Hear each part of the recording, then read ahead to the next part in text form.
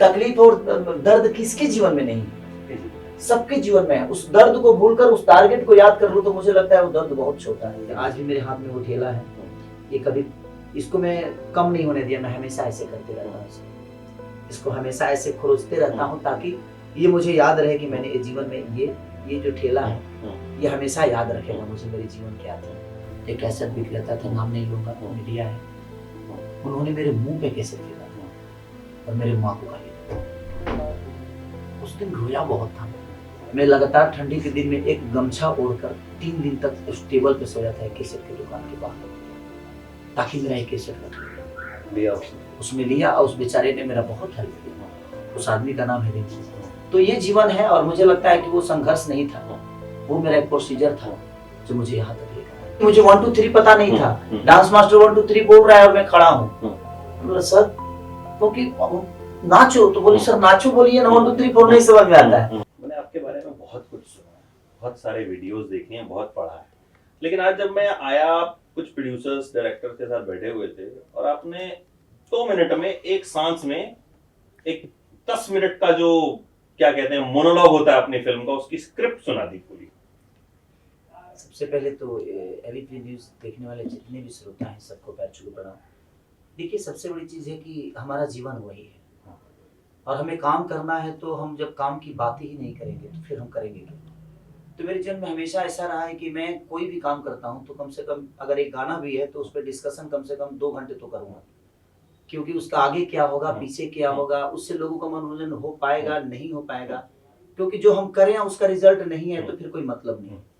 इसलिए कोशिश रहती है कि थोड़ा सा वक्त उसको दिया जाए जिससे हमारी पहचान है। बहुत शानदार, मतलब वो लाइनें जो आपने बोली वो मुझे लगा कि कोई डायलॉग राइटर भी उनको लिखने में जो है वो बहुत दिमाग लगाया और उन्होंने एक फ्लो में जो है बोलते गए मैं भी सुन के हैरान हूँ कि मतलब आपको लिखी हुई नहीं मिली, आपने खुद ही बता दिया। आधा काम आपने प्रोड्यूसर का, डायरेक्टर का खुद ही आसान कर दिया। तो वो कोशिश रहती है मेरी, क्योंकि मैं जिस परिवेश से आया हूँ मुझे लगता है कि वहाँ सिर्फ इमोशन है, वहाँ एक परिवार है, वहाँ किताब तो नहीं है बट गुरुकुल की तरह है जो कि हमें शिक्षा भी देता है। और मुझे लगता है कि जो ज्ञान आपको घर में मिलता है वो दुनिया में कहीं नहीं मिलता। और इसीलिए मैं गांव से बहुत ज़्यादा बिलोंग करता हूँ और गांव को ज़्यादा अहमियत देता हूँ, क्योंकि मुझे लगता है कि जब मैं जाता हूँ तो वहाँ सब आदमी एक टकले मुझे देखता है कि ये खेसारी है, ये मेरा बेटा है, ये मेरा भाई है, ये मेरा भतीजा है। और एक बार उनका पैर छूता हूँ तो वो आनंद होकर आशीर्वाद जो देते हैं। यहाँ तो मैं हर दिन किसी न किसी का, जो मेरे से सीनियर हैं, जो मेरे से बुजुर्ग हैं, सबका पैर छूता हूँ, लेकिन वो आनंद मुझे यहाँ नहीं मिलता जो मुझे अपने गांव में मिलता है, जो अपने छपरा में मिलता है, पटना में मिलता है। वहाँ एक अपनापन है, उस आशीर्वाद में। आशीर्वाद वो छोटा सा हाथ जब आप सर पे आता है ना तो बहुत कुछ सिखा के जाता है और बहुत कुछ कह जाता है। इसीलिए मुझे लगता है कि गांव का परिवेश जो है वहाँ सिर्फ इमोशन है, प्यार है, रिश्ते हैं, लोग हैं जो सिर्फ वहाँ आपको प्यार करते हैं। अच्छा, जन्म आपका छपरा में हुआ? हाँ, जन्म मेरा ढानाडी गांव है, छपरा जिला, छपरा है मेरा, सारण, रसूलपुर चट्टी मेरा मार्केट है और जन्म मेरा वहीं हुआ था। कैसा बचपन था? माँ ने मुझे एक बात बताई थी कि जब मैं पैदा हुआ था तो हमारा घर ढह गया था। मिट्टी का घर था? मिट्टी का घर था और वो बिल्कुल समतल हो गया था, तो रहने के लिए कुछ था नहीं। तो मैं जब पैदा हुआ तो किसी मैंने बगल का घर किसी और के घर में, तो मेरी पैदाइश ही किसी और के घर में हुई थी, क्योंकि अब नहीं था। तो अब गांव का इमोशन यही तो है, अगर आपके पास कुछ नहीं है तो तुरंत एट ए टाइम हर आदमी आपके हेल्प में खड़ा हो जाता है, और वही हुआ। तो मैं शायद 1 महीना या 1.5 महीना जब मुझे माँ पैदा की तो मैं किसी और के घर में था। 1-1.5 महीने बाद पापा ने पलानी गिराई और उसी पे दादाजी शायद मेरे उस समय थे, मैं दादाजी को देखा नहीं, लेकिन उस समय दादाजी थे। तो फिर सबने मिलकर एक खपड़ा था, छोटा सा घर बनाया, तो शायद फिर उसमें माँ चली गई। तो कैसा रहा बचपन? कुछ याद है? मतलब कि जाहिर है मुझे सारी बचपन की हर वो चीज याद है, क्योंकि मुझे लगता है कि यहाँ तो मुझे 12 साल आए हुए हो गए, लेकिन मैं 17 साल तक लगातार अपने गांव में था। तो मैं 6 साल के था तो मुझे मेरी माँ छोड़ के चली गई दिल्ली, उस वक्त पढ़ाई के लिए, क्योंकि पापा अकेले कमाने वाले थे और हम 7 भाई हैं। 7 भाई में मेरे चाचा के 4 लड़के और हम, तो हम सब मिलके 7 भाई थे, तो कमाने वाला एक ही आदमी। तो पापा रात को गार्ड की नौकरी करते थे और दिन में चाना बेचते थे, तो उनको खाने बनाने में बहुत दिक्कत होती थी। तो उसमें मैं माँ को भी दोषी नहीं कह सकता कि 6 साल की उम्र में कोई माँ से दूर हो बेटा तो उसको तो कुछ मिला ही नहीं। कहा जाए तो सच पूछे तो वो मोहब्बत मुझे मिली नहीं जो मेरे माँ के गोद में मिलती थी। लेकिन वो माँ की मजबूरी और पापा की मजबूरी थी, उसमें वो लोग दोषी नहीं है, क्योंकि उस वक्त गई ताकि पापा ज्यादा पैसे कमा सके और हमें अच्छी चीजें दे सके। तो उसमें उनका अपना स्वार्थ नहीं था, उसमें हम सबका ही स्वार्थ था। तो फिर मेरे चाचा ने मुझे पढ़ाया, जितना भी पढ़े। मैं 7-8 साल का हुआ तो मैं कार्यक्रम करने लगा। कार्यक्रम मतलब इनके कि मैं रामायण महाभारत जो हमारे यहाँ व्यास लोग होते हैं उनके हमें जाने लगा, सीखने लगा। तो उस समय 5 रुपये 10 रुपये मिलते थे हम लोग को, रात भर पूरे झाल उल बजाते थे। और मैं बोलता बहुत था, तो दूध भी बेचता था, चारा भी काटता था। 10-10 15-15 हमारे यहाँ गाय होती थी, तो दूध बेचना भी, सारी चीजें प्रोसीजर चलती रहती थी। और उसी में मैं कार्यक्रम भी करता था, जाता था, रात भर जगता था, फिर आकर पढ़ाई भी करता था। तो वो स्ट्रगल मुझे लगता है कि इस स्ट्रगल से बहुत ऊपर थी हमारे, क्योंकि वहां पे सिर्फ एक बड़ा बनने का स्ट्रगल था और आज लोगों ने मुझे उस लेवल पे बनाया। लेकिन वहां एक चीज थी कि किसी के भी घर पे जाता था तो बबुआ लोग बोलते थे। आज हर आदमी सिर्फ काटने पे लगा रहता है, कैसे इसको नीचे, हर आदमी वहां देखना चाहता था कि ये बड़ा हो जाए, ये बड़ा हो जाए, ये बड़ा हो जाए। लेकिन आज वैसी स्थिति नहीं है। कामयाबी तो अपनी कीमत वसूलती है, तो ये तो कॉमन है, मतलब। लेकिन आज वो लगता है मुझे, मैं अपने बच्चों से शेयर करता हूँ। अब मेरी बेटी कृति है, मेरा बेटा ऋषभ है, और मैं उनसे अपनी जीवन शेयर करता हूँ कि बेटा मेरे पास मेरी अपनी एक कहानी है, कोशिश करना कि तुम्हारी भी अपनी एक कहानी बन जाए, ताकि तुम दुनिया को बता सको और तुमसे दुनिया को सीख सके। और यही कहानी बता देना, तुम्हारे पास नहीं होगी तो यही कहानी बताना कि हमारे पापा ऐसे, हाँ, इस परिवेश में आकर भी और हम लोगों को बड़ा किए, ताकि तुमसे कभी गलती नहीं होगी और तुम दुनिया की इज्जत करोगे। तो ये जीवन है, और मुझे लगता है कि वो संघर्ष नहीं था, वो मेरा एक प्रोसीजर था जो मुझे यहाँ तक लेकर आया। तो पिताजी दिल्ली आ गए, मम्मी जो है उनकी हेल्प करने के लिए दिल्ली आ गई, फिर आप भी कब दिल्ली आए? मैं 2004 में आया, तो मैं 2004 में आया तो कुछ था नहीं करने के लिए। तो मैं उस समय, मेरे बड़े भाई स्पोर्ट में नौकरी करते थे, कपड़े के फैक्ट्री में। तो कलाकारी से कुछ हो नहीं रहा था उस समय, क्योंकि अब हम लोग अखंड कीर्तन बहुत गाए। मैं हरे राम मुझे लगता है कि 500 गाया हूँ। और हम लोग पहुंचते कब थे? पूर्णावती के टाइम पे। पूर्णावती जब 24 घंटा बीतने वाला होता था तो 4 घंटा हम लोग पहले जाते थे, क्योंकि पूर्णावती में जो रहता था उसको भोजन भी मिलता था, पूरी उड़ी भी मिलते थे, खाना खाने, तो खाना भी हो जाएगा भरपेट। अब पूरी कहाँ मिलता है सर, उस समय के लिए पूरी बहुत बड़ी चीज थी, तो हम पूरी खाने के लिए जाते थे। और जब गाते थे तो लोगों को लगता था कि क्या हो रहा है, एक अद्भुत गायकी थी। मैंने वो अखंड कीर्तन का एक, जो हम लोग रम जाते थे। हमारे यहाँ साथ एक कृष्णा बेदर्दी हमारे गांव के राइटर, वो भी थे। हमारे पवन पांडे हैं, वो भी मेरे राइटर हैं। आज मुझे लगता है कि आज 30 साल की एज में वो बचपन से हमारे साथ रहे, तो वो आज भी मेरे साथ है। तो सब लोग हम जाते थे और पूर्णावती में गाते थे तो 50-60 रुपए मिलता था। तो हम लोग को एक चीज होता था कि जितने बच्चे जाते थे ना, सब पार्ले जी, उस समय 3 रुपए का पार्ले जी मिलता था, तो वो सर लगता था कि हाँ, ये पार्ले जी में कुछ तो मिला है, हम लोगों ने कुछ तो कमाया। बचपन में इतनी छोटी छोटी जो चीजें होती थी ना, साइकिल मिलती थी तो शायद मर्सिडीज भी आज ले लो तो वो खुशी नहीं देगी जो आपको साइकिल, मतलब मुझे जब सेकंड हैंड साइकिल मिली थी तो मुझे मतलब इतनी खुशी हुई थी कि क्या मिल गया। हाँ, तो वही चीजें होती थी। तो मैं अखंड बहुत गाया हूँ, और उसी से गाते गाते समझ लीजिए कि मेरे जीवन में गुरु मेरा कोई नहीं है। मेरा जीवन सिर्फ भगवान राम और कृष्ण की वजह से हुई। उसके बाद मैंने गुरु चुनी।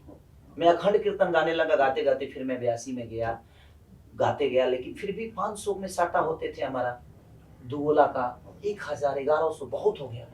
उसमें जो झाल बजाते हैं उनको भी देना है, जो ढोलक बजाते हैं, जो बैंजो बजाते हैं, जिस 3-4-5 लोग और जो होते थे उनको भी देना पड़ता था। तो सब मिला के आपको 200 से 300 रुपये बचते थे, बाकी बांटे जाते थे।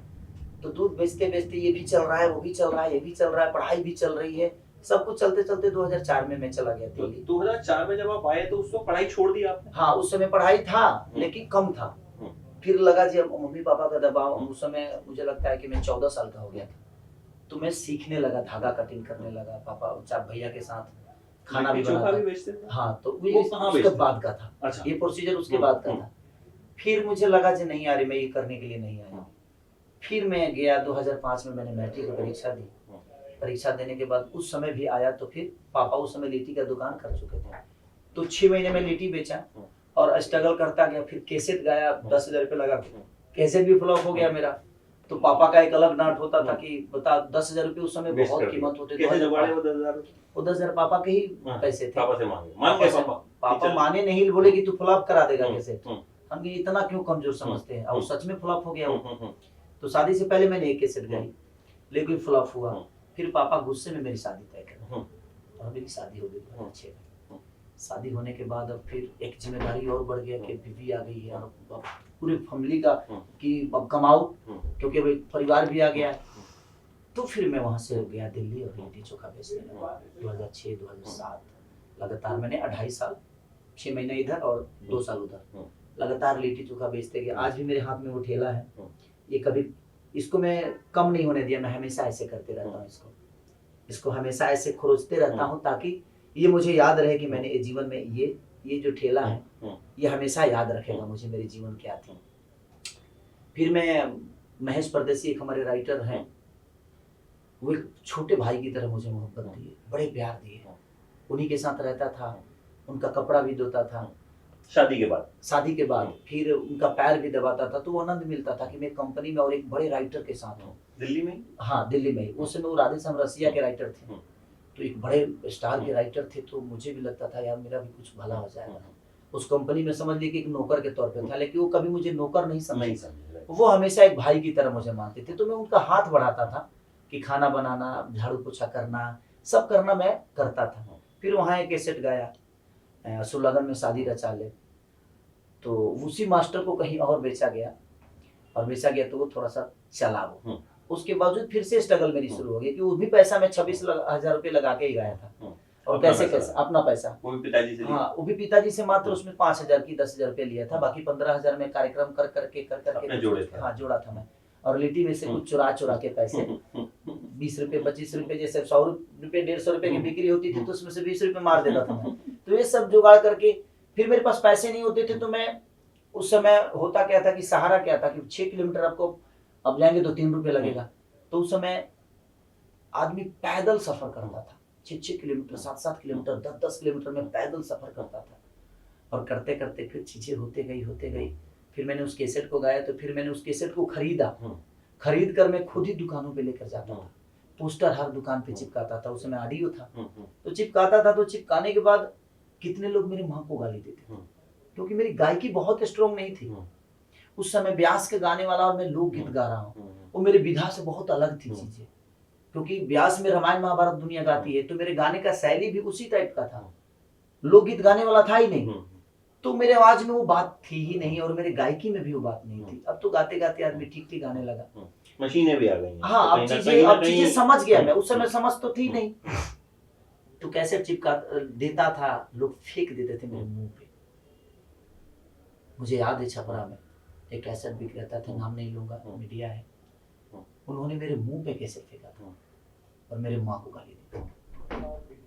उस दिन रोया बहुत था मैं। कई जगह ऐसे मेरे साथ किस्से हुए। मोतिहारी पिपरा कोठी एक जगह है, मैं लगातार ठंडी के दिन में एक गमछा ओढ़कर 3 दिन तक उस टेबल पे सोया था, एक कैसेट के दुकान के बाहर, ताकि मेरा एक कैसेट रख लिया उसने लिया। और उस बेचारे ने मेरा बहुत हेल्प किया। उस आदमी का नाम है रिंकू। आज से 12 साल पहले उससे मिला था, और आज भी उस आदमी को भुला नहीं। और हर डीलर का पूछिएगा, पूरे बिहार के और पूरे यूपी का, तो हर डीलर का नाम मेरे जुबान पे है, क्योंकि मैं हर जगह गया हूँ। वहां से मेरे पास पैसे नहीं थे, तो मैं 5 रुपये बचाने के चक्कर में कड़ी धूप में उस मई के महीना में मैं मोतिहारी से आया था, एक जगह है मोहम्मदपुर, वहां पे, और वहां से फिर पैदल गया था मात्र 5 रुपये बचाने के लिए। उसी का लिट्टी चोखा खाया और खा के फिर पैदल गया एक स्टेशन पे, विदाउट टिकट में छपरा गया था। तो फिर बुआ के यहाँ गया इस लालच में कि पहले हम कहीं जाते थे तो हम प्रणाम करते थे अपने बुआ फूफा को, तो लोग 5 रुपये 10 रुपये दे देते थे कि ले कुछ खा लेना कुछ। तो उस लालच में कि अगर 10 रुपये वहां मिल जाएगा तो वहां से जुगाड़ हो जाएगा, नहीं वहां से फिर मैं आ जाऊंगा भाई, आने का जुगाड़, अपने घर पे आ जाऊंगा। तो बुआ के यहाँ गया, तो बुआ ने मुझे 10 रुपये दिया, तो वही मेरे लिए किराया डाला था, और मैं वहां से छपरा से आया था।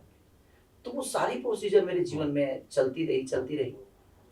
फिर मेरी बेटी हुई 2008 में। जिसने माँ की गाली दी थी वो बाद में मिला? क्या बोला? तो वही मैं बता रहा हूँ आपको। अच्छा। तो जब मेरी बेटी हुई 2008 में, उसके बाद एक कैसेट गया मालवे टाइम में, और पता नहीं चला कि मैं कहाँ चला गया। उसके बाद वो खेसारी लुप्त हो गया। जो किसी के पास जाया करता था, किसी के पास गाली सुना करता था, और वही आदमी जिसने मेरी कैसेट फेंकी थी मेरे मुंह पे, वो आदमी बोला कि प्लीज बेटा मेरे दुकान पे कैसेट पहुंचवाओ, कहाँ मिलेगा तुम्हारा कैसेट? क्योंकि मैंने कंपनी से बोला था कि सर उसने ऐसा किया था, और कंपनी ने बोला कि उसको तो कैसेट ना, और हम लोगों ने एक डीलर पैदा किया वहाँ। इनकेस मैं नहीं, मेरे कंपनी मालिक कुमार रमेश जी ने एक डीलर उस जगह पे बनाया उन्होंने, और बनाकर और उसके दुकान पे ना देकर उस डीलर को हम लोगों ने खड़ा किया, और वो कैसेट रातों रात इतना बड़ा हिट हुआ। उसमें पहली बार मैं लड़की बन के नाचा था,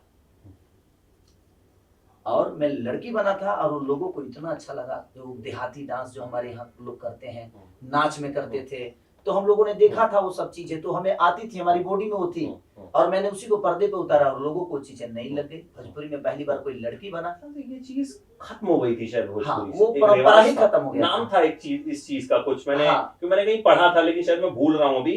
कौन सी कला है शायद, वो गुड़ऊ नाच होता था। गुड़ऊ नाच। तो गुड़ऊ नाच। वो आप जो है उसको एक तरह से वापस लेके आए। हम वापस लेकर आए उसको, कि ये लुप्त हो रही है, कम से कम इसको वापस लाए। पहले हमारे बिहार यूपी में लड़के ही लड़की बन के नाचते थे, लड़कियां नहीं नाचती। जी। अब लड़कियां नाचते हैं। लौंडा नाच। लौंडा नाच। लौंडा नाच मुझे अभी याद हाँ, आया। लौंडा नाच। उनके लिए कोई स्टेज नहीं बनता था, बस जमीन को जोत दीजिए और उसी पे दरी बिछा दीजिए, उसी पे उनका शुरू हो जाता था। तो हम लोग देखे बहुत थे, और मैंने उसी को रिवर्स किया अपने कैसेट में, और उन लोगों को पसंद आ गया। उसका नाम क्या था कैसेट? मालभेटाई मेला में। तो उस समय बहुत एज कम थी मेरी, उस समय 20 साल का हो गया था। नाम तब तक बदल लिया था आपका? खेसारी मेरा नाम उसी समय से था जब मैं 82 में। जो कहते हैं तो शत्रुघ्न मेरा पेपर का नाम है आज के डेट में। अच्छा, पेपर में आपका नाम? पेपर में मैं शत्रुघ्न, साइन शत्रुघ्न से ही करता हूँ अभी भी, क्योंकि सारी चीजें मेरी शत्रुघ्न पे ही है। तो और बचपन से ही नाम बचपन खेसारी से, है? क्योंकि मैं बोलता बहुत था, कुछ भी बोलता था, क्योंकि बच्चा था, मुझे पता ही नहीं कि इसका मतलब क्या है, बोल दिया मतलब, आप लोग समझो, वो वाली चीजें थी। तो एक रमाशंकर यादव है जो कि जिनके यहाँ पहली बार मैं रहा था, तो पहली बार रहा था, तो उन्हीं के ठेकैता थे हमारे बैजनाथ चाचा, उन्होंने मेरा नाम खेसारी रखा था। मैं इतना बोलता था। खेसारी का मतलब क्या? ज्यादा खेसारी बोलने का वाला? मतलब, हाँ नहीं, खेसारी का मतलब ये होता है कि ये खेसारी अनाज है, खेसारी की दाल होती है, वो खाइएगा तो आपको पचेगा नहीं। और खेसारी ऐसा अनाज है कि आप कहीं भी उसको छीट दीजिए, कहीं भी डाल दीजिए, वो फरेगा। ऐसा नहीं कि उसको खाद की जरूरत है, उसको पानी की, कुछ चीज की उसको जरूरत नहीं है। वो कहीं फेंक दीजिए, वो अपना बराबर काम करके जाएगा। गेहूं में ये डालिए तब वो पैदा होता है, लेकिन वो पैदा हो जाएगा, उसको कहीं बोने की जरूरत नहीं है। ऐसे छीट दीजिए, वो अपने आप पैदावार हो जाएगा। वो तो मैं बोलता बहुत था, कुछ भी बोलता था, उसी में उन्होंने मेरा नाम खेसारी रखा। और आज देखिए, आज दुनिया के लिए खेसारी एक ब्रांड बन गया। बिल्कुल। और किसी का दिया हुआ, मैं जब भी उस चाचा को हमेशा की, पता नहीं उनके जुबान पे ऐसी क्या थी जिन्होंने ये मुझे नाम दिया। आज मेरे नाम से मैं खुद को नहीं जानता, सिर्फ साइन करता हूँ। तो वो चीजें थी, और रातों रात फिर मैंने मेहनत को डबल कर दिया। ये आपके बारे में मैं जिससे भी पूछता हूँ, वो एक चीज सबसे पहले क्या बोलता है? अगर पूछो खेसारी लाल यादव, बहुत मेहनती। हाँ, तो मेहनती वर्ड मुझे शायद, मैंने अगर 20 भोजपुरी के सितारों के या प्रोड्यूसर डायरेक्टर्स के इंटरव्यू किए होंगे, आपके बारे में एक चीज जो सब कहते हैं ना, कि मेहनत खेसारी से ज्यादा कोई कर नहीं सकता। हाँ, तो उसी में मैंने डबल मेहनत की, कि मैं रातों रात जगने लगा कि मुझे ये गाना, वो गाना, ऐसा गाना, वैसा गाना, क्योंकि उस समय सिर्फ सिंगर ही बनना था। तब तक मनोज भैया की कब की एंट्री हो चुकी थी, वो सिनेमा में आ चुके थे। फिर प्रोड्यूसरों का कॉल मेरे को आने लगा कि फिल्म करना है। तो मेरी शक्ल भी अच्छी नहीं थी उस समय, बॉडी नहीं था, शक्ल नहीं थी, गायकी नहीं थी, बॉडी लैंग्वेज ठीक नहीं था, सारा चीजें। बोला कि यार मैं हीरो बन सकता हूँ क्या? फिर मैंने पापा से बोला, तो बोले कि बेटा अच्छी चीज है, देखो अगर बन सकते हो तो। क्योंकि मैं सिर्फ गायक बनने आया था, मुझे पता नहीं था। तब तक आप ऑडियो कर रहे थे? तब तक उसमें ऑडियो वीडियो भी नहीं कर रहे? अब नहीं, वीडियो करना शुरू कर दिया था। तो करते करते उसी में डांस सीखा मैंने, उसी में सारी चीजें हुई। और जिंदगी में मैंने एक ही चीज की, मैंने खुद के खुशी के लिए कभी कुछ नहीं किया। मैं खुश होता हूँ अपने ऑडियंस को देखकर, मैं खुश होता हूँ अपनी फैमिली को देखकर, मैं खुश होता हूँ अपने दोस्तों को देखकर, क्योंकि उनके चेहरे पे मुझे देखकर जब हंसी आती थी, मुझे लगता है कि मैंने इनके लिए कुछ बहुत कुछ दे दिया। पैसा देना ही मायने नहीं रखता है खुशी के लिए, और खुशी अपने लिए क्या करूं मैं? ना अच्छी नींद मुझे नसीब है, ना मेरे अपने खुद के पैसे मुझे नसीब है, ना मेरी खुद की गाड़ी मुझे नसीब है, ना मेरी खुद की घर मुझे नसीब है। मैं हर दिन तो प्रोड्यूसर का ही कपड़ा पहनता हूँ, मैं हर दिन तो प्रोड्यूसर के ही पैसे पे घूमता हूँ, हर दिन तो प्रोड्यूसर की ही गाड़ी पे घूमता हूँ। तो जिंदगी में अब मेरा कुछ रहा ही नहीं, जो भी है मेरे ऑडियंस के लिए है, और मैं हर दिन उन्हीं के लिए काम करता हूँ। और उसके बाद से सिलसिला शुरू हुआ तो मुझे आलोक भैया, मुझे एक दीप मोहम्मदाबादी है जो मोहम्मदाबाद के हैं, यूपी, वो मुझे देखे और वो मुझे मुंबई लेकर आए। तो अब तक आप कहाँ थे जो ये गाने वाने आप बना रहे थे? दिल्ली मैं से दिल्ली में ही था। दिल्ली से बना। तो 2010 तक मैं दिल्ली में था, 2010 तक। उसके बाद पापा का लिट्टी बेचना छोड़वा दिया मैं, पैसे आने लगे, पैसे आने लगे तो मैं बोला पापा आप छोड़ दीजिए, क्योंकि आप कितना मेहनत करिएगा। तो पापा ने लिट्टी बेचना छोड़ दिया, और एक झोपड़ी थी अभी तक, उसी में रहते थे। फिर मैंने जमीन ली नोएडा में, फिर वहाँ पे घर बनाया, तो पापा वहाँ भी नहीं रहे। फिर पापा बोले कि मेरे लिए बॉर्डर हो, बॉर्डर तो वहाँ भी ले लिया, वहाँ भी पापा नहीं रहे। फिर पापा को यहाँ लेके आया, तो यहाँ की भी परिवेश जो है, जबकि यहाँ पे मैंने बंगलो पापा के लिए लिया था कि दरवाजे के सामने जमीन चाहिए उनको, अपना छत चाहिए, गांव के हिसाब से मैंने लिया घर। लेकिन पापा का यहाँ भी मन नहीं लगा, क्योंकि उनको 2-4-10 आदमी बात करने वाला चाहिए, और यहाँ सब लोग अपने काम में बिजी रहते हैं, यहाँ कोई उनसे बात करने वाला है नहीं। तो पापा बोले बेटा गाँव भेज दें। तो फिर मम्मी पापा कभी दिल्ली, कभी यहाँ, कभी ऐसे करते सिलसिला ये चलता रहा।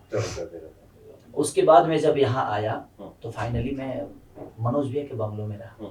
मनोज तिवारी, हाँ, मेरे विकास भैया है, विकासी मेरे पर, उनके मैनेजर हुआ करते हैं, और उन्होंने मुझे 1 महीने तक छुपा के रखा उस बंगलों में, ताकि मनोज भैया को पता ना चले। क्यों, ऐसा क्यों? नहीं, उनका था कि कहीं उनको पता चलेगा तो क्या सोचेंगे, क्या नहीं, कि मेरे बिना जाने लोगों को रखता है, ये है। अच्छा, उस वजह से उनको डर था कि कहीं वो भी तो एम्प्लॉय ही थे ना, ऐसा थोड़ी था कि वो घर का मालिक थे। नहीं, समझ गया। वो भी तो उसमें रहते ही थे, और वही मुझे बाइक से डेली सुबह ले जाते थे और मुझे फाइट सिखाते थे। फिर मैं डांस सीखने लगा, फाइट सीखा, मैं हर चीज पे काम करने लगा। फिर दीप मोहम्मदाबादी जी ने मुझे आलोक सिंह से मिलवाया, और आलोक भी है मेरे गॉडफादर बने, और उन्होंने मेरे पे 60 से 70 लाख रुपए खर्चा किया, और एक साजन चले ससुराल सिनेमा बनाया, जो आपकी सिल्वर जुबली पहली थी, सबसे बड़ी हिट रही कि मुझे 1 2 3 पता नहीं था। डांस मास्टर 1 2 3 बोल रहा है और मैं खड़ा हूँ। बोला सर, क्योंकि नाचो, तो बोली सर नाचो, बोलिए ना, 1 2 3 4 नहीं समझ में आता है। और वो बड़े बड़े कैमरे जब मैंने देखा तो मेरी हालत खराब हो गई कि ऐसे कैमरे होते हैं क्या। उसके बाद धीरे धीरे सीखता चला गया। फिर मैंने जानते रहे नाम रामाकांत प्रसाद जी का की, और वो भी सिल्वर जुबली रहा, वो भी 50 डे मैंने हर हॉल में। फिर मैंने दिल्ली लोढ़निया वाली की, वो भी 50 डे रहा। फिर मैंने एक और सिनेमा की लहू के 2 रंग, वो भी 50 डे। मैंने नागिन की, वो भी 50 डे। लगातार 5 फिल्में मेरे सिल्वर जुबली रही, 50 डे। उसके बाद सिलसिला चलता रहा। ठीक है कब बनाया? ठीक है तो मुझे लगता है 2 साल पहले का है। मतलब वो उसके पीछे थॉट क्या था? क्योंकि वो एक ऐसा है जो कि मुझे लगता है वो भोजपुरी से निकल के सब जगह मशहूर हुआ। उसके बहुत मीम बने, मतलब जो शायद खेसारी लाल यादव को नहीं जानता था वो ठीक ऐसे जान गया। तो ठीक है, एक सब्जेक्ट था, एक लड़की मैं अपने घर से छोड़ के भागी थी, और वो लाइव आकर कुछ बोली थी कि हम नमक रोटी खाएंगे, ठीक है, लेकिन हम इनको नहीं छोड़ेंगे, ठीक है। तो ठीक है ना, तो क्लिक किया। और मेरा छोटे भाई की तरह आजाद मेरे साथी, जब मैं मुंबई आया तो मेरे साथी रहता है, अभी तो अपना लेके रह रहा है। उसने बोला कि भैया इसमें हम लोग गाना करते हैं। और हम थे उस समय, श्याम देहाती एक राइटर थे जो कोरोना काल में बेचारे नहीं रहे, उनका योगदान था, मैं था, और हमारे कवि जी जो दिनेश भैया के बड़े भाई हैं, वो राइटर हैं बेसिकली, और वो मेरे पिता भी हैं, वो गुरु भी हैं, वो मेरे दोस्त भी हैं, सब कुछ उनसे एक रिश्ता है मेरा ऐसे। तो उन्होंने सब लोग मिल के हम लोग इस गाने को लिखे, और उसके बाद इसको रिकॉर्ड किया गया, और रातों रात पता नहीं इतना बड़ा हिट हो गया कि हर आदमी के जुबान पे वो ठीक है। सोचा था कि इतना बड़ा हिट हो जाएगा? देखिए, हम लोग हर चीज को हिट ही समझ के गाते हैं, बट किसी किसी चीज का एक लक होता है जो चीजें चल जाती है। आप भी न्यूज तो हमेशा करते हैं, लेकिन कोई न्यूज इतना बड़ा हो जाता है कि आपको भी अंदाजा नहीं होता है। तो वही सारी चीजें हैं, और हम लोगों ने इतना बड़ा नहीं सोचा था जितना बड़ा हो गया, और ऐसा हुआ कि आप सोच नहीं सकते। वो मुझे लगता है इंटरनेशनल हो गया, हर जगह ठीक है। आज भी मैं लंदन जाता हूँ तो लोग जो इंडिया के हाँ, हाँ, अंग्रेज तो नहीं, लेकिन इंडिया के जो लोग हैं वो ठीक है बोलते हैं हमें कि आप वही हो ना। हाँ, ठीक है, हम कहेंगे हाँ सर मैं वही हूँ। तो चाहे वो किसी भी राज्य के हो, लेकिन एक बार वो ठीक है सुने हैं तो अच्छा लगता है कि अचीवमेंट आदमी जो भी किया, कोशिश किया। और तकलीफें तो बहुत हुई। तकलीफ तो ऐसा ऐसा हुआ है मेरे जीवन में कि मैं 3-3 दिन 4-4 दिन खाना तक नहीं खाया हूँ। और गुड्डू रंगीला जी भी एक हमारे यहाँ गायक हैं, भोजपुरी के, मशहूर है। उनके यहाँ में 6 महीने नौकर रहे थे। हाँ, सिर्फ इस लालच में कि बड़े स्टार हैं, कुछ मेरा हो जाए। दिखता था ना तो लगता था यार कितने बड़े ये चीजें। मैंने कोरस गाया है उनके कैसेट में, मैंने कोरस गाया है। एक कैसेट था जवानी जिलेबी बनाई दी और तो मैंने उसमें कोरस गाया था। उस समय एक विनय भैया ने उनके लिए कैसेट लिखा था, तो हम और आनंद मोहन पांडे जी उसमें काम किए थे। बहुत सारे काम उनके कोरस वोरस किया था मैंने। तो वो प्रवेश जो था ना, मुझे लगता था कि वो सुनहरा मौका था जो मुझे कहीं ना कहीं हर जगह से कुछ न कुछ सीखने को दिया। कभी ऐसा लगा कि मतलब टूट गए?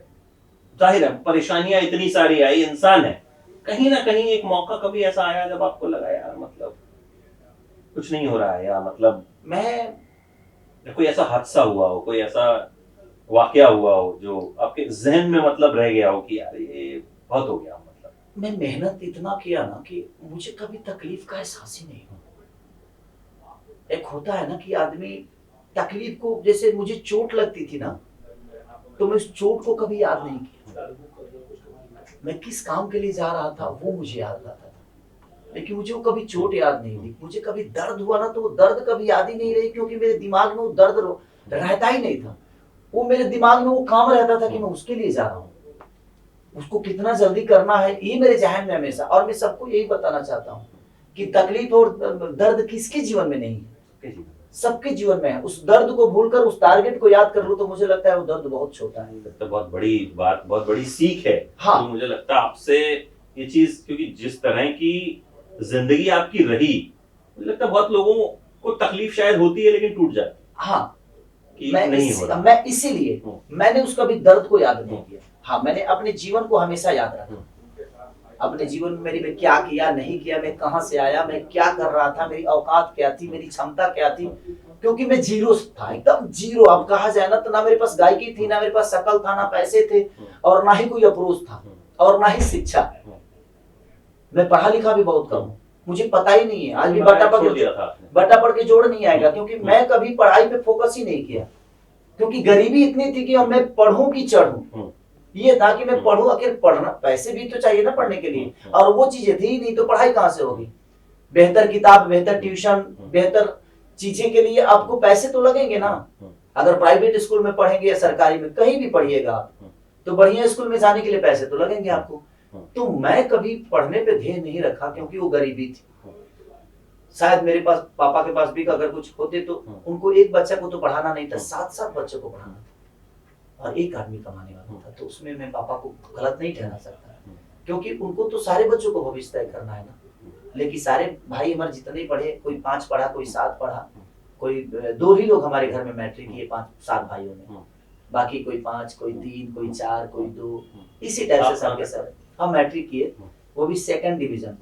320 पे थर्ड था, 319 पे थर्ड था, और मैं 320 ही लाया था। वो भी कैसे लाया मुझे पता नहीं, क्योंकि मेरी राइटिंग भी, मैंने सच पूछिए तो एकदम जीरो था, मेरे पास कुछ नहीं था। और आज हर वो चीज है। मैं पढ़ा लिखा नहीं था, लेकिन मेरा काम पढ़े लिखे लोग करते हैं। मेरे पास गाड़ी नहीं थी, लेकिन इतनी है कि कोई चढ़ने वाला नहीं, रहने के लिए घर नहीं था, लेकिन इतना है कि कोई रहने वाला नहीं। और हर वो चीज सिर्फ जनता और लोगों के प्यार से मिला है। और मैं इसीलिए बहुत नॉर्मल तरीके से रहता हूँ। स्टार्टअप मेरे न दिमाग में और ना ही मेरी बॉडी में। मुझे मतलब आप बहुत इमोशनल इंसान लग रहे हैं, मतलब जो एक आदमी जो है ना, जो अभी भी मतलब उसके दिल में वो सब चीजें बिल्कुल ताजा है। हाँ, बिल्कुल ताजा है। आप मेरे हर जीवन के, अच्छा लोग कहते हैं कि आप बोलते हो कि आप किसी के घर पे नौकर थे, क्यों बताते हो, अब मत बताओ। मैं बोला कि भाई ये आपके जीवन में भी कभी आ सकता है कि एक नौकर भी हीरो बन सकता है भाई। तो जब मैं नहीं बताऊंगा तो आपको ऊर्जा कैसे मिलेगी। हम कहते हैं ना, चाय वाला प्रधानमंत्री बन गया। वही मैं कह रहा हूँ। क्यों, मतलब ये कहानियां तो आपको इंस्पायर करती हैं। तो चाय वाला प्रधानमंत्री बन सकता है, तो गाय चराने वाला इंसान हीरो नहीं बन सकता है। तो वही चीजें हैं। तो मोदी जी क्यों कहते हैं कि मैंने चाय बेचा है?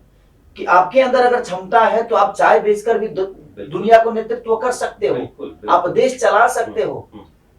तो वही सारी चीजें हैं। मैं इसलिए दुनिया को बताता हूँ कि आप हिम्मत मत हारिए, आप करते जाइए। दर्द का एहसास जब आपको हो जाएगा ना, तो फिर सिर्फ समझ लीजिए कि आपको अपना टारगेट पूरा नहीं करना है। उस दर्द को भूलिए, पहले उस जख्म को भूलिए, क्योंकि हर दिन तो आपको जख्म मिलने वाला है। क्योंकि आप रास्ते अगर चलोगे तो ये जख्म आपका पीछा नहीं छोड़ने वाला। कहीं चोट लगेगी, कहीं गिरोगे, कोई कहीं मार देगा, कोई थप्पड़ मारेगा, कोई गाली देगा, कोई कुछ बोलेगा, कोई कुछ तो ये सिलसिला तो चलता रहेगा। रास्ते आदमी चलता है तो एक गाड़ी तो चलती नहीं, कई सारी गाड़ियां चलती हैं। बचना आपको ही है। अगर कहीं खरोच भी लग गया तो ठीक है ना, लग गया कल ठीक हो जाएगा यार। अब इसका मतलब ये नहीं कि उस खरोच की वजह से आप पूरे हाईवे को जाम कर दो, आप अपने जीवन को ही रोक दो। नहीं, मत रोको, आप चलते रहो, वो ठीक होने वाला है। आज नहीं तो कल वो ठीक हो जाएगा। तो कोशिश करिए बेहतर करने की, और पीछे क्या चल रहा है इस पे फोकस रखना है, बट अपना ऊर्जा नहीं लगाना है। अगर वो गलत है तो उस पर ऊर्जा मत लगाइए। अच्छी चीजें आपका वेट कर रही है, उसके तरफ अपना मुंह मोड़िए और अपने आप को बड़ा कर लीजिए। बड़ा करने के लिए पूरी दुनिया है। आप अच्छा बेहतर करोगे तो हर आदमी आपसे सीखना चाहेगा। आप अगर बेहतर नहीं करोगे तो हर आदमी आपको निग्लेक्ट करेगा। राम के साथ रावण का भी नाम हुआ है, लेकिन किस वे में लिया जाता है ये भी मायने रखता है। ये भी मायने रखता है। अच्छा, कामयाबी अपनी कीमत वसूलती, तो आपके साथ भी ऐसा हुआ? मतलब फालतू के विवाद जहाँ पे, क्योंकि मुझे मतलब जब कभी देखो तो कुछ ऐसा कंक्लूजन नहीं दिखता है उसमें कि आपकी बेटी को लेकर हुआ, बहुत परेशान। जाहिर है एक पिता बेटी को लेकर कितना प्रोटेक्टिव है वो हर कोई समझ सकता है। तो आपको लगता है कि कहीं ना कहीं टारगेट देखिए जीवन किया जाता है? देखिए जीवन में जब आप आगे बढ़ते हैं ना, मैं क्या बोला, जब हम अपने घर में रहते हैं तो सिर्फ हमें 5 लोग समझाने वाले होते हैं, 5 लोग डांटने वाले होते हैं। लेकिन जब हम गांव में निकलते हैं ना तो पूरा गांव डांटना शुरू करता है और पूरा गांव समझाना शुरू करता है। लेकिन जब जिला निकलते हैं तो पूरा जिला हमें समझाने की कोशिश करता है, हमें बताने की कोशिश करता है। तो जब आपकी चीजें बड़ी होगी ना तो उसमें हर आदमी आपको समझाने वाला नहीं है। और किसी भी चीज को अगर गलत साबित कर दिया जाए तो मैं राम को भी गलत साबित कर सकता हूँ। हमें अगर गलत साबित, हमें अगर राम को नहीं समझना है तो हमारे लिए वो गलत हो जाएंगे। सही बात। लेकिन अगर हम राम को समझ सकते हैं, हम ग्रंथ जानते हैं, तो मुझे लगता है कि राम हमारे लिए हमारे हीरो हैं। अगर हम अपने पिता को समझ लें तो हमारे लिए हमारा पिता हीरो है। नहीं तो लोग अपने अपने माँ बाप को क्या वृद्धाश्रम नहीं भेज रहे हैं? भेज रहे हैं ना। इसका मतलब वो समझना नहीं चाहते उस माँ बाप को, उस बहन को, उस भाई को। सीखने के लिए आपका परिवार बहुत सक्रिय है। आप अगर अपने परिवार के हर व्यक्ति को अगर जान गए तो मुझे लगता है आप देश को जान जाएंगे, क्योंकि इंसान तो इंसान ही होता है। तो आप 5 को जान गए तो शायद 5 करोड़ को भी जान जाओ। तो आप जानने की कोशिश करिए, हर आदमी गलत नहीं है। ठीक है, मैं वहां एक स्टार नहीं था जब मेरी बेटी के ऊपर बात आई, तो मैं वहां एक स्टार नहीं था, मैं वहां एक पिता हूँ। और मुझे लगता है कि हर आदमी आज नहीं तो कल अपने बेटी का या बेटे का पिता बनेगा या पोती का दादा तो बनेगा। आपके जीवन में अगर आप जिंदा हैं तो आपको ये तकलीफ आएगी। शायद मैं मर गया होता तो उसको अवॉइड कर देता। लोग बोलते हैं आपको अवॉइड कर देना चाहिए। एक पिता होकर अगर मैं चुप हो जाता तो शायद ये गलत हो जाता। नहीं, वो आपको अवॉइड नहीं करना चाहिए था, बट लेकिन मुझे लगता है आपके अंदर जो आपको एक्सपीरियंस लाइफ में रहा, आपके अंदर इतनी समझ आ गई चीजों की, आप इतना मतलब चीजों को अच्छे से समझा पाते हैं। तो लेकिन उस चीज में जाहिर है आप चुप नहीं रह सकते थे, जब बेटी का मामला। लेकिन जब वैसा कुछ होता है तो आपको नहीं लगता आपको रिएक्ट ही नहीं करना चाहिए? आप इतने बड़े हैं कि मतलब रिएक्ट करने के बाद जानते हैं क्या है, मुझे लगा जे 2-3 दिन फोन की मैंने, कृति ने फोन नहीं उठाया। मुझे लगा जो उसको दुख तो हुआ। मैं सिर्फ इतना ही समझाने के लिए कि तुम्हारा पिता इतना बड़ा हो गया है ना कि हर आदमी जब मुझसे नहीं टकराएगा तो मुझे कमजोर करने की कोशिश करेगा। बेटा आप हिम्मत मत हारो, क्योंकि आपको ये सब जानना भी जरूरी है कि ये दुनिया आपके पिता को कहाँ देखना चाहती है।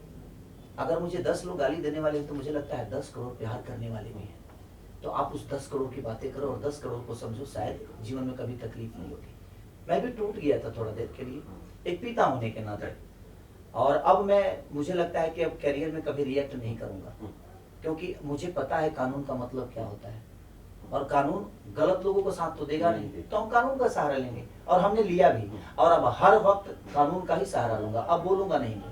कानून है, देश है, देश में लोग भी हैं, जो अगर देश में लोग नहीं होते तो शायद ये चीजें नहीं चलती। हर सिस्टम है ना, तो सिस्टम से जाएगा आदमी और सिस्टम से दुनिया को बताएगा कि भाई तू गलत था और तुम्हारे लिए ये सजा है, हम नहीं देंगे। देने वाले लोग हैं, जो गलत करेगा उसके लिए सजा बनी हुई है, तो अब उसी हिसाब से काम करेगा। अच्छा, आपको हिट मशीन कहा जाता है, तो कम से कम मुझे लगता है दिन में यूट्यूब पे 2-4 लाख कमेंट्स अलग अलग जगह पे आते होंगे। 2-4 लाख शायद कम बोल दिए मैंने, और ज्यादा आते होंगे। हिट मशीन खेसारी, KLY, मतलब पहले तो मैं जो देखता था KLY का मतलब, फिर मैंने अच्छा आपके नाम की शॉर्ट फॉर्म लिख रहे हैं। हाँ। और अभी 2 गाने ऐसे हैं आपके जो टॉप 10 में हैं और कोई हिंदी गाना वहां पर नहीं है। देखिए, सबसे बड़ी हिट मशीन का मतलब क्या होता है? हमारे यहाँ मशीन एक होती थी जो हर आदमी के खेत में पानी पहुंचाती थी, और मैं मशीन इसलिए कहा जाता हूँ कि मैं हर दिन एक नए ऊर्जा के साथ, एक नई सॉन्ग के साथ लोगों का प्यार पाता हूँ और हर आदमी के दिल में अपना एक संगीत का लहर देता हूँ और उनको भिगो देता हूँ। तो मशीन इसलिए दुनिया कहती है, ट्रेंडिंग स्टार इसलिए करती है कि हमेशा कुछ ना कुछ कोशिश करता है आदमी कि अपने भोजपुरी भाषा को सबसे टॉप पे रखा जाए। और मेरी कोशिश हमेशा खुद को नहीं रहती है कि मैं खुद को बड़ा करूं, क्योंकि मुझे जिन लोगों ने बनाया है खुद को बड़ा करने के लिए नहीं बनाया है। मुझे बनाया है कि आपने एक जिम्मेदारी दी है और उस जिम्मेदारियों को मैं कितना बढ़िया से निभा रहा हूँ, और मेरी कोशिश यही रहती है। इसीलिए वो 2 गाने जो मेरे कोको कोला थे जो 5 नंबर पे था, और नथुनिया जो सारेगामा हम भोजपुरी से था वो 10 नंबर पे था। और हिंदी के कोई सॉन्ग नहीं थे, साउथ की मूवी के गाने थे कुछ, और कुछ अंग्रेजी थे क्या थे पता नहीं। तो कहीं ना कहीं लोगों की मोहब्बत ही है। और मैं सारे वो राइटरों को भी दिल से धन्यवाद, म्यूजिक डायरेक्टर को भी, जिन एक्टरों ने उसमें काम किया सबको दिल से धन्यवाद। उस कंपनी मालिक से लेकर मैंने उस टीम से जितने लोग जुड़े हैं सबको दिल से थैंक यू, और भोजपुरी समाज को थैंक यू जो कि अपने भोजपुरी भाषा को ऐसे स्तर पे लेकर खड़ा कर दिए जो आदमी सोच नहीं सकता है। तो ये उनका प्यार और मोहब्बत है कि जो अपने भाषा के लिए इतना ऊर्जा लगाते हैं, और उनको भी पता है कि भोजपुरी में एक ऐसा बेटा है जिसको हम थोड़ा सा पुश कर देंगे तो हमारे भाषा को और ऊपर तक लेके जा सकता है। और वो कोशिश उनकी हमेशा रहती है, और मैं कोशिश करता हूँ कि उनको क्या बेहतर दे दूं ताकि अपने भोजपुरी भाषा को और ऊपर लेकर जाए। अच्छा, खेसारी का जीवन भोजपुरी के लिए समर्पित है? कभी और हिंदी में, बॉलीवुड में, किसी और भाषा में कभी देखेंगे हम आप? अच्छा, ये बताइए, अगर ऐसा ही साउथ सोचता तो क्या अपने लैंग्वेज को बड़ा कर पाता? नहीं कर पाता। वही तो मैं आपसे कह रहा हूं, इसीलिए मैं हिंदी नहीं सोचता। साउथ की 8 करोड़ की आबादी वाले लोग आज 2000 करोड़ कमा रहे हैं, तो ऐसा समय जरूर आएगा भैया कि हमारा भोजपुरी भी 2000 करोड़ कमाए। बिल्कुल कमाए, लेकिन वो उसको जब तक आप पैन इंडिया नहीं करेंगे कैसे हो? मैं वही चीजें कह रहा हूँ। तो आज नहीं तो कल वो अवसर आएगा, और मैं कोशिश यही कर रहा हूँ कि बेहतर सिनेमा अगर हम भोजपुरी में ही दें तो हम 2000 करोड़ नहीं कमाएंगे, 200 करोड़ नहीं कमाएंगे। अगर हम 50 करोड़ भी अपने भाषा से कमा लिए और अपने भाषा को बड़ा कर दिए, 50 करोड़ के लायक बना दिए, तो हमारी बहुत बड़ी जीत है। तो मुझे हिंदी में करने का कोई ज़्यादा शौक नहीं होता है। मैं चाहता हूँ कि हिंदी की तरह अपनी भोजपुरी को ही क्यों ना बनाया जाए, और वही मेरी संघर्ष मूवी है। और बहुत सारी मूवी, संघर्ष 2, और हम लोगों ने कोशिश की है कि अगर ऐसी मूवी लोगों तक पहुँचेगी और लोग अगर इसको भर भर के प्यार दिए तो हमारा भी भोजपुरी साउथ से कम नहीं और हिंदी से कम नहीं। क्योंकि जहाँ इतने इमोशन है, जहाँ इतने रिश्ते हैं, जहाँ इतने प्यार हैं, जहाँ इतने त्योहार हैं, उस जगह को कोई कैसे ही ला सकता है? जहाँ भगवान राम आए हैं, जहाँ भगवान कृष्ण आए हैं, जहाँ हनुमान ने पैदा लिया, जहाँ पे सवरी ने जूठा मैंने तो हमारा तो पूरा बिहार यूपी ग्रंथों से भरा हुआ है। तो जहाँ राम भी आना चाहते हैं, क्या वहाँ की धरती को दुनिया नहीं प्यार करेगी? बिल्कुल करेगी। और आज नहीं तो कल वो धरती भगवान राम से भी पूजा जाता है, और मुझे लगता है कि सिनेमा के माध्यम से भी हम अपने भाषा को हर आदमी को पुजवाएंगे।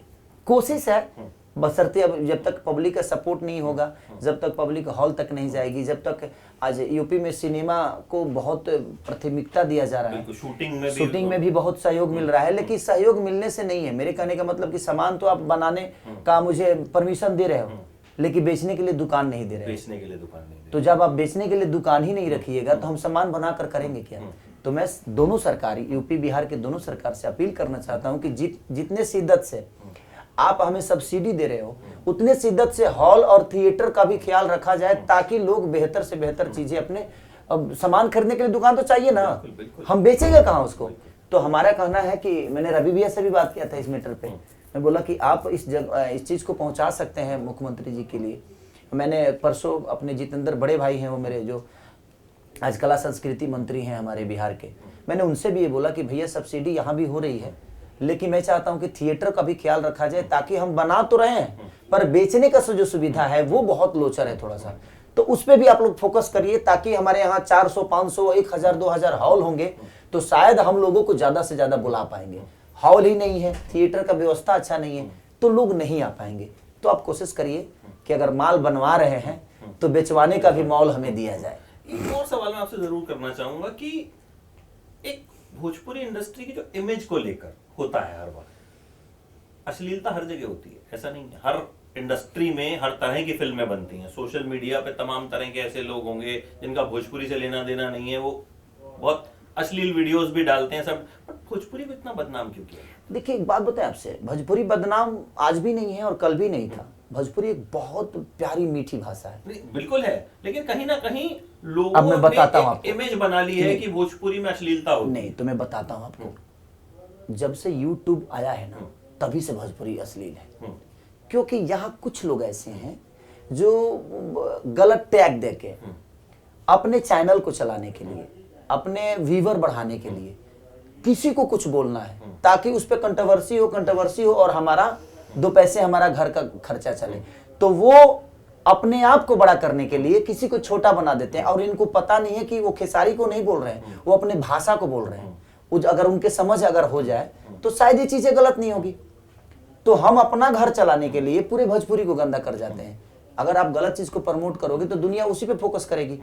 आप अच्छे चीज को प्रमोट करोगे, अच्छे चीज के बारे में जब बोलोगे तो आज नहीं तो कल लोगों को सुनने की आदत वही चीज हो जाएगी। लेकिन हम उस पर फोकस ही नहीं कर रहे हैं। जब हम अच्छी चीज गाते हैं तो कोई उस पर न्यूज नहीं बनता है, लेकिन वही अगर कोई शब्द इधर उधर हो जाता है तो उस पर हजारों कमेंट बन जाएंगे। तो हर चीज पे खबर बनती है। हमें वही कह रहा हूँ, भी गा दे, मतलब आप एक फोटो डाल एक मेरा इंसान खिलौना हो गया, मैंने कोरोना काल में गया था, एक न्यूज नहीं बना, कुछ ही लोग बनाए, एक दुक्का लोग बनाए, जबकि वो 20 दिन तक मेन पेज पे ट्रेंडिंग में रहा। वो 20 दिन तक लगातार ट्रेंडिंग में रहा, लेकिन उस पर कोई न्यूज नहीं बना, बहुत कम न्यूज बने।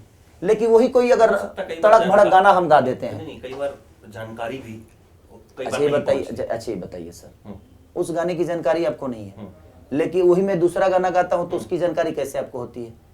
वो ढूंढना नहीं चाहते हैं। देखिए पढ़े लिखे अगर आप हैं तो आपका जो सवाल होगा ना भैया, वो सवाल भी आपका बहुत कायदे का होगा। लेकिन जो पढ़े लिखे है ही नहीं, वो सवाल क्या करेंगे? क्योंकि उनको तो पता ही नहीं कि सवाल किया कैसे जाता है। और वो लोग अपना माइक लेकर शुरू हो गए हैं कि नहीं ये आपने ऐसा क्यों किया, आपने ऐसा हो गया, ये ऐसा हो गया। सपोज दैट किसी की बेटी अगर गांव की भाग जाती है तो क्या हम प्रचार करेंगे? बिल्कुल। अगर वो गलत हुआ है तो हम उसको दबाने की कोशिश करेंगे, क्योंकि आपको पता है कि वो किसी एक की बेटी नहीं है, वो पूरे गांव की बेटी है, वो पूरे जिला की बेटी है, पूरे बिहार की बेटी है। और हम ढिढोरा पीटने लगे अपने चैनल पे, हम अपने फेसबुक पे, हम अपने माध्यम से लोगों को बता रहे हैं कि फलानवा की बेटी भाग गई। तो दुनिया को इंटरेस्ट तो होगा ना, तो कल चल के पूरी दुनिया तो बोलेगी नहीं कि बिहार की एक लड़की भाग गई है पाकिस्तान, यही ना बोलेगी यूपी की लड़की एक भाग गई है पाकिस्तान। तो मेरे कहने का मतलब कि आप अपनी गलत चीजों को जब तक दबाओगे नहीं तब तक के समाज, क्योंकि वो सोशल साइड है और सोशल साइड पे आज हर आदमी सक्रिय है, तो दुनिया तो वही देखेगी ना। और आज एक आदमी बोला, 2 आदमी बोला, अब पता चला जो 50 आदमी यही बोल रहा है कि भोजपुरी गंदा हो गया, भोजपुरी गंदा हो गया, तो कल चल के 5000 करोड़ तो दुनिया मान ही लेगी कि भोजपुरी गंदा है। कि ये फैला ज्यादा दिया गया है। यस, है नहीं उतना, है नहीं उतना। नहीं तो आज देखिए ना लोगों जो आपने कहा, अच्छा बिकनी पे हमारा तो कोई आज तक कोई, मुझे नहीं लगता कि बिकनी पे कोई अपना गाना किया होगा। भोजपुरी में बिकनी पे कोई गाना होता ही नहीं है, कोई पहना ही नहीं सकता, और हिंदी में पहनाए जाते हैं। तो वहां चीज लोग इंटरटेन के हिसाब से लेते हैं। इंटरटेन का कोई जात नहीं होता, कोई कलर नहीं होता, कोई धर्म नहीं होता, कोई मजहब नहीं होता। इंटरटेन तो जो कान को सुकून देता है, आज सुकून ने दिया ना कि पुष्पा के सारे गाने आज टॉप 10 में रहे। बिल्कुल, वो तो सुकून ही था, जबकि हमें समझ में वो अंटवान हुआ, हमको समझ में नहीं आया सर, हमें समझ में नहीं आया, लेकिन वो टॉप 10 में रहा, क्योंकि वहां लोग उसको मनोरंजन के हिसाब से लिए। अगर वैसा ही हम लेते, अरे यार ये कौन सा गाना बना दिया कि हमें समझ में नहीं आ रहा है, एक इतना गंदा गाना भी, भोजपुरी को गलत कर दिया, ये कर दिया, तो फिर क्या होता? वो तो गलत हो जाता। तो सबसे बड़ी चीज कि अगर किसी भी चीज को अगर आप सही करना चाहें तो वो सही हो सकता है, लेकिन आप जब सही करने जाएंगे ना तो दुनिया आपको नहीं सुनेगी। आप जब संदेश देने जाएंगे ना सर तो दुनिया बोलेगी कि पागल हो गया ये।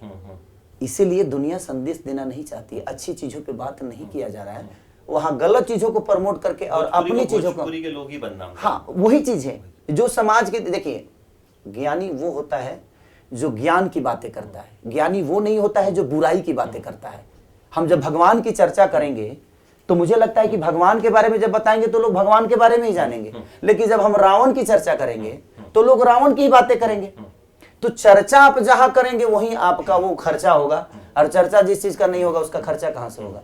तो वही प्रॉब्लम है कि अगर अच्छाई पे बात करिएगा तो दुनिया अच्छाई सुनेगी, बस उस बातों में वेट होना चाहिए कि आप उस शब्द को कह कैसे रहे हो। राम को हम रामुआ भी बोल सकते हैं ना, लेकिन राम को जब हम राम बोलेंगे तो दुनिया कहेगी कि नहीं हमें ऐसे ही बोलना चाहिए। तो वो आप जो समाज को दे रहे हो ना, वो बहुत मायने रखता है कि आप किस लहजे में चीजों को दे रहे हो और वो किस तरह असरदार हो सकती है, तो बहुत मायने रखता है। अच्छा, एक आपने बहुत बड़ी चीज, मैंने एक इंटरव्यू में एक चीज की कि अब मैं रिएक्ट नहीं करूंगा। हाँ, मतलब अगर आपके खिलाफ कोई कुछ बोलता भी है, हाँ, ऐसा होता है अक्सर, बहुत लोग बोलते हैं, पीछे आपके झगड़े भी रहे बहुत हाँ, सारे, हाँ, हम उनमें नहीं जाएंगे। तो अब अगर कुछ भी होता है, मान लीजिए कोई टारगेट करता है खेसारी को कि खेसारी ये, खेसारी वो, आपकी तरफ से कोई रिएक्शन नहीं आएगा? अब रिएक्शन नहीं आएगा, अब रिएक्शन मैं नहीं दूंगा। वो पहले मुझे समझ में आया कि शायद मैं उनको बोल सकूंगा और समाज उनको समझ पाएगा कि ऐसे नहीं करना चाहिए, शायद मेरे दर्द को कोई समझ ले, लेकिन मुझे नहीं लगा कि कुछ लोग मेरे दर्द को समझ पाएंगे। तो मुझे लगा जी अब मेरे बारे में कोई कुछ बोलता है तो उसके लिए कानून है ना, अगर वो गलत बोलता है तो उसके लिए कानून है, उसके लिए प्रशासन है, कोर्ट है, कचहरी है। भाई मुझे थोड़ी करना है, मेरे पीछे बहुत सारे लोग हैं, मैं क्यों जाऊंगा, मुझे करने की जरूरत ही नहीं है। उसके लिए लोग हैं, वो अपना देखेंगे, वो अपना करेंगे। अब तो मुझे काम ही करना है और मैं काम ही करना चाहता हूँ भैया। मैं सबसे रिक्वेस्ट भी करता हूँ कि मुझे काम करने दो, मुझे अपना बेटा समझो, मैं दुश्मन नहीं, मैं भोजपुरी के लिए काम कर रहा हूँ। अब मैं अपने खुद के लिए रहा ही नहीं, ना मैं अपने परिवार का रहा और ना ही मैं अपने समाज का रहा, मैं तो हर समाज हर वर्ग का एक कलाकार बन गया हूँ। और कलाकार की कोई जाति नहीं होती, कलाकार का कोई धर्म नहीं होता, ना ही कोई मजहब है। तो मैं एक कला की तरह एक संगीत का एक पुजारी हूँ जो कोशिश करता हूँ कि लोगों को मनोरंजन कराऊं और लोगों के मनोरंजन में हर वक्त रहूं मैं, चाहे वो जिस भाषा के लोग हैं। तो मेरी कोशिश है, तो उसको प्यार दो ना, मुझे बड़ा करने की कोशिश करो। सबके सब टांग खींचोगे तो जो करना चाहता है जब वो ही नहीं कर पाएगा तो जो करने आने वाले हैं वो कब तक कोशिश करके जाएंगे। आज मेरा ओहदा लोगों के और जनता के बदौलत आज इतना बड़ा है कि अगर मुझे थोड़ी सी सपोर्ट और मिली तो शायद मैं बहुत कुछ कर जाऊंगा, लेकिन मेरे तक पहुंचने में भी अभी बहुत लोगों को टाइम लगेगा।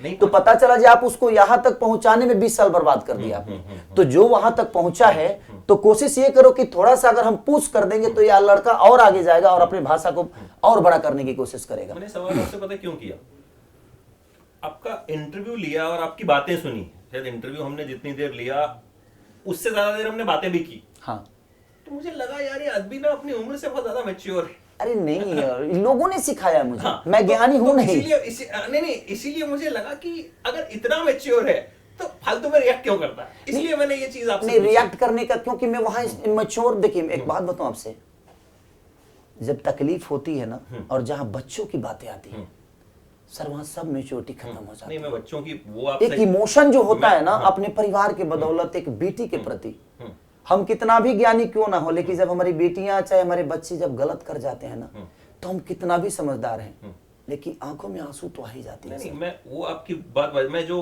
भोजपुरी इंडस्ट्री के आपस में झगड़े चलते रहते हैं, मैं बेसिकली उस पे कह रहा हूँ कि उस पे आपको रिएक्ट करने की क्या जरूरत है। नहीं रिएक्ट मैंने किया नहीं, वो अचानक से हो गया। मैं एक पिता होने के नाते मैं हो गया, जबकि मुझे नहीं होना चाहिए था, वो गलत था। मुझे बाद में रियलाइज हुआ कि नहीं यार गलत कर दिया मैं, क्योंकि मैं रोक ही नहीं पाया अपने आप को, क्योंकि मैं यहाँ काम करने आया हूँ। और मैं सबसे रिक्वेस्ट यही करता हूँ, मुझे काम करने दो और मुझे प्यार दो। मैं किसी का दुश्मन नहीं हूँ और ना ही मुझे मेरा कोई दुश्मन है, सब लोग मेरे अपने हैं, सब लोग मेरे साथ रहने वाले, सबके आशीर्वाद से मैं बड़ा हुआ हूँ। मैं ऐसा फल हूँ और ऐसा वृक्ष हूँ जिसमें सिर्फ मेरे माँ बाप का ही पानी नहीं पड़ा है। मुझे लगता है कि पूरे भोजपुरी समाज ने मुझे साचा है और सब भोजपुरी समाज ने मुझे बचाकर बड़ा किया है। और आज कुछ लोग मिलकर उसी पेड़ को काटना चाहते हैं जो फल बहुत दे सकता है, दे रहा है और दे रहा है। मुझे लगता नहीं है कि कुछ लोग अगर ऐसा चाहेंगे तो होगा। आज उसके फल में इतनी मिठास है कि विदेश की भी धरती उसको अपना रही है। बिल्कुल। तो उस फल को और उस वृक्ष को इतना और बड़ा करो, ऐसे वृक्ष लगाने की कोशिश करो, क्योंकि अब तुम वृक्ष लगाओगे तो वो कब फल देगा और कब बड़ा होगा इसका गारंटी नहीं है। लेकिन जो हाँ कोशिश करो इधर लगाओ भी, ताकि अगर ये फल जिस दिन किसी हवा में या झोंका में रहा तो हमारा एक फल तैयार है। तो सबको कोशिश करो, ऐसे फल लगाने की कोशिश करो, उस पेड़ को काटने की कोशिश मत करो। अगर वो पेड़ कट गया ना तो पता नहीं फिर ऐसा कोई पेड़ आएगा नहीं आएगा, वो किस लेवल पे उस फल को देगा, फल देगा तो कितना देगा। ये क्योंकि ये ऊर्जवान पेड़ है, ये फरना जानता है, वो हर साल फर रहा है, हर महीने फर रहा है, हर रोज फर रहा है। पता नहीं वो ऐसा सीजनल पेड़, कोई सीजनल आएगा तो 6 महीने बाद फरेगा, लेकिन ऐसा ही पेड़ है कि हर दिन फरता है। तो कोशिश करो कि इसको और पानी दो और ऊर्जा दो और हर हवा पानी से बचा के रखो, ताकि ऐसा ही दुनिया को फल देता रहे। अरे जिस तरह का आपका बचपन रहा, मतलब मुझे लगता है आपको तो कुछ और सोचने का मौका ही नहीं मिला। आपकी शादी भी माँ बाप ने जो है करा दी। कभी प्यार व्यार हुआ जीवन में शादी से पहले? सर प्यार जितना उधर नहीं हुआ ना, इधर डेली होता है। जो हमने प्यार गांव में नहीं किया, यहाँ तो डेली होता है प्यार। हर दिन एक बीबी होती है, हर दिन एक सिनेमा में मेरी बीबी है, हर दिन एक अलग चीज है। खेसारी लाल का दिल कभी किसी के लिए धड़का, पत्नी के अलावा, पहले शादी से पहले? शादी से पहले किसके लिए धड़केगा? ऐसे ही पूछो, कई बार होता है कोई पसंद आ जाता है या कुछ होता है। मिठाई खाने को तो तभी मन करता है जब जेब में पैसे होते हैं, लेकिन आदमी क्या करेगा जब मिठाई देख रहा है आदमी, बस खा नहीं सकते हम, क्योंकि जेब में पैसे नहीं है, औकात नहीं है कि हम प्यार कर सकें, और वो क्षमता नहीं थी हमारी प्यार करने। प्यार तो आप कर सकते हो, उस प्यार को 17 साल में क्या समझ में आएगा सर? हासिल नहीं कर सकते। नहीं 17 साल में क्या समझ में आएगा? तो ये बताइए, जिस चीज को हासिल नहीं कर सकते उसके पीछे भागने का क्या रीजन बनता है? तो मैं कोशिश ही नहीं किया कि मैं किसी के पीछे भागूं। मोहब्बत तो हमेशा हुई, कोई अच्छा लगा, लेकिन अच्छी मेरे लगने से थोड़ी मेरा हो जाएगा वो। और किसको कौन अच्छा ना, अच्छा जितनी भी हमारे साथ हीरोइनें काम कर रही हैं, चाहे बाकी भी हिंदी की हीरोइनें हैं, तो सबको अच्छी लगती है सर। कहाँ किसी से पट रही है वो, और चाहे कहाँ किसी के साथ जा रही है, चाहे किसी की मोहब्बत में पड़ती है। तो होता है ना, जैसे हम तो वैसा ही प्यार मुझे भी हुआ है। वैसे ही प्यार हाँ वैसा भी हुआ। किससे? बहुत सारे लोगों से देखा और प्यार हो गया, लेकिन मिलने वाला थोड़ी है। तो पता भी नहीं है कौन है, पता भी नहीं है, उसको भी पता नहीं कि कोई मर रहा है मेरे पे, क्योंकि बताने की औकात नहीं है हमारी, जो हम बता सके कि भाई तुमसे प्यार करता हूँ, तो बहुत जरूरी है। लेकिन जब प्यार होने का टाइम था तब तो शादी हो गई, तो उसको भी अपना गर्लफ्रेंड बना लिया, उसको ही सब कुछ और सारा चीज आज उसी से। वन वुमेन मैन जो है आप हैं। हाँ कोशिश रहती है हमारी कि एक अच्छा पति भी बनूं, एक अच्छा पिता भी बनूं, एक अच्छा बेटा भी बनूं, और एक अच्छा अभिनेता भी बनूं, एक अच्छा गायक भी बनूं, और एक अच्छा समाज सेवक भी बनूं। मैं हर दिन एक इच्छा होती है कि मैं अच्छा बनूं और हर क्षेत्र में अच्छा बनूं, इसलिए क्योंकि मैं जहां भी जाता हूं हर वर्ग के लोग मुझे मिलते ही हैं, तो मैं उनसे सीखता हूं कि आप अगर यहाँ तक पहुंचे तो कैसे पहुंचे सर, मुझे भी ऐसा करना है। तो करने की इच्छा है, ये जरूरी नहीं है कि सिर्फ संगीत के पीछे ही। मुझे लगता है कि जहां भी उपलब्धि आपको मिलती है, कोशिश करिए कि उस उपलब्धि को अपनाइए और उस क्षेत्र में अपना योगदान दे दीजिए। और क्या, आप बहुत योगदान दे रहे हैं और बहुत सारा समय आपने मुझे दे दिया। अब बहुत सारे लोग इंतजार भी कर रहे हैं इससे पहले कि वो मुझे धक्के मार के निकाले। हम इस इंटरव्यू को खत्म करते हैं। Thank you so much. मुझे बहुत मजा आया, मतलब ये शायद मैं कहूंगा कि मेरे करियर के one of the best interviews में से एक है। जैसे मैं कुछ सीख के जा रहा हूँ, मैं कुछ मतलब लेके जा रहा हूँ आपसे। अगर आपके सवाल ऐसे नहीं होते तो शायद ना मैं आपसे कुछ सीख पाता, मुझे भी अच्छे सवाल मिले तभी मैं अच्छा जवाब दे पाया। तो आपका भी बहुत बड़ा योगदान है उस सवाल के पीछे, क्योंकि उस सवाल पूछने के लिए भी एक ज्ञान की जरूरत होती है और एक वो मानसिकता की जरूरत होती है। जो आप सोचते हैं वही इंसान प्रूव करता है और वही वचन बाहर आते हैं। बी पॉजिटिव मेरे जीवन में है, बी पॉजिटिव। हम अच्छा सोचेंगे तो आप मेरे लिए अच्छे हैं, अगर हम आपके लिए बुरा सोचेंगे तो हमारे शब्द भी जो आएंगे आपके लिए ना वो कटाक्षी आएंगे, वो ऐसे गंदे तरीके से आएंगे ना तो आपकी समझ में आ जाएगा। तो आप अच्छे रहिए, पूरी दुनिया अच्छी है, कोशिश करिए बेहतरीन चीज देने के लिए।